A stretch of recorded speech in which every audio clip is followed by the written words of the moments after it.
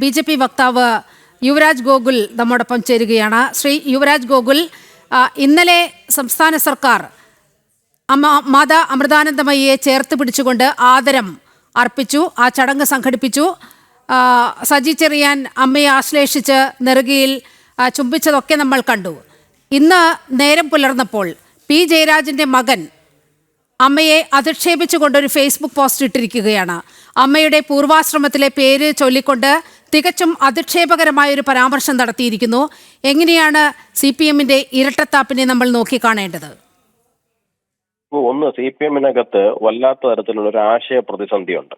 ഒന്ന്, അവർ ഇത്രയും കാലം ഉയർത്തിപ്പിടിച്ചിരുന്ന ആശയം കേരളത്തിൽ ഇനി വില പോകുന്നില്ല എന്നുള്ള കാര്യം അവർക്ക് മനസ്സിലാവുന്നുണ്ട്. പണ്ട് കാലഘട്ടങ്ങളിൽ ഈ സോഷ്യൽ മീഡിയ ഒന്നും ഇല്ലാതിരുന്ന കാലഘട്ടത്തിൽ എന്തെങ്കിലുമൊക്കെ നുണ പറഞ്ഞ് പ്രചരിപ്പിച്ച് ബൂത്ത് പിടുത്തം നടത്തിയിട്ട് വോട്ടർ പട്ടിക പണ്ട് ബാലറ്റ് പേപ്പർ ആയിരുന്നപ്പോൾ ബാലറ്റ് പേപ്പർ അടിച്ചുകൊണ്ട് പോയി വീട്ടിൽ കൊണ്ടുവച്ച് വോട്ട് ചെയ്ത് അങ്ങനെയൊക്കെ കാലങ്ങളോളം സർവൈവ് ചെയ്ത് വന്ന ഒരു പ്രസ്ഥാനമാണത്.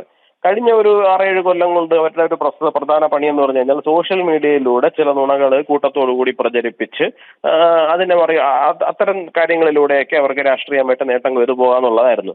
ഇപ്പൊ കാലഘട്ടം കുറച്ചുകൂടി മാറി, കുറച്ചുകൂടി അഡ്വാൻസ്ഡ് ആയിട്ടുണ്ട്. ജനങ്ങൾക്ക് സത്യം അറിയാൻ കഴിയുന്നുണ്ട്. കമ്മ്യൂണിസം എന്ന് പറയുന്ന ഒരു ഭൂലോക പരാജയമാണ് എന്നുള്ള കാര്യത്തെ കുറിച്ചിട്ട് ജനങ്ങൾക്ക് യാതൊരു സംശയവുമില്ലാത്ത കാലമാണ്. അപ്പോൾ പഴയതുപോലെ തന്നെ ദാരിദ്ര്യത്തെ ചൂഷണം ചെയ്ത് മുമ്പോട്ട് പോകാൻ കഴിയുന്ന സാഹചര്യം അല്ല നിലവിലെ ഇന്ത്യയിലോ കേരളത്തിലോ ഉള്ളത്. അപ്പൊ തീർച്ചയായിട്ടും അതുകൊണ്ട് തന്നെ അവരെ സംബന്ധിച്ചിടത്തോളം ആശയപരമായ ഒരു പ്രതിസന്ധി വല്ലാതെ നേരിടുന്ന ഒരു കാലഘട്ടമാണ്.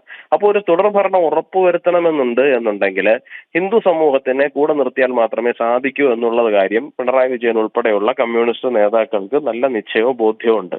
അതുകൊണ്ട് തന്നെയാണ് അവർ ഇപ്പോൾ ട്രാക്ക് മാറ്റിയിട്ട് ഒരു വലിയ ഹിന്ദു സ്നേഹവുമായിട്ട് വന്നിരിക്കുന്നതും NSS-നോടും SNDP-യോടും കാണിക്കുന്നതും പെട്ടെന്ന് ഇന്നലെ വരെ ഇല്ലാതിരുന്ന ഒരു അയ്യപ്പ സ്നേഹം ഉണ്ടാകുന്നതും കഴിഞ്ഞ ദിവസങ്ങളിൽ വരെ കണ്ടിട്ടില്ലാത്ത തലത്തിൽ അമൃതാനന്ദമയി അമ്മയോട് വരെ ഇത്രയധികം സ്നേഹവും ആദരവും ഒക്കെ കാണിക്കുന്നത്. പക്ഷേ അവരിലെ തന്നെ മറ്റൊരു വിഭാഗത്തിനെ സംബന്ധിച്ചിടത്തോളം അവർ ഇത്രയും കാലം വിശ്വസിച്ചിരുന്നതൊക്കെ തെറ്റാണ് എന്ന് പറയുവാൻ വേണ്ടിയിട്ട് അവർക്ക് ബുദ്ധിമുട്ടുണ്ട്. അപ്പോ ആ ബുദ്ധിമുട്ടിന്റെ പുറത്താണ് ഇത്തരത്തിലുള്ള അധിക്ഷേപ പരാമർശങ്ങൾ ചിലരുടെ ഭാഗത്ത് നിന്ന് ഉണ്ടാകുന്നത്. എന്തായിരുന്നാലും ശരി തന്നെയാണ്, കമ്മ്യൂണിസ്റ്റ് പാർട്ടിക്കകത്ത് വലിയൊരു പോരാട്ടം നടക്കുകയാണ്. അത് കമ്മ്യൂണിസം ശരിയാണോ തെറ്റാണോ എന്നുള്ള തലത്തിലാണ്.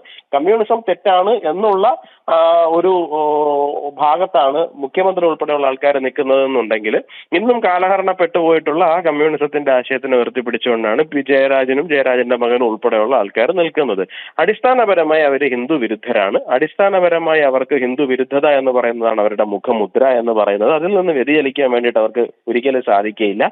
ഈ നീലക്കുറുക്കന്റെ കഥ പറഞ്ഞതുപോലെ തന്നെയാണ്, നീല ചായത്തിനകത്ത് വീണു എന്ന് പറഞ്ഞ് കുറച്ചുനാൾ അവിടെ ഇവിടെയൊക്കെ കറങ്ങി നടക്കാമെങ്കിലും അത് ഒരു സമയം എത്തുമ്പോഴേക്കും പാറപ്പുറത്ത് കയറിയിരുന്നു കൂവും. ഇപ്പൊ അങ്ങനെ ഒരു കൂവലാണ് നമ്മൾ കേട്ടത്. അതെ, വളരെയധികം നന്ദി ശ്രീ യുവരാജ് ഗോകുൽ ഈ ഘട്ടത്തിൽ പ്രതികരിച്ചതിന്.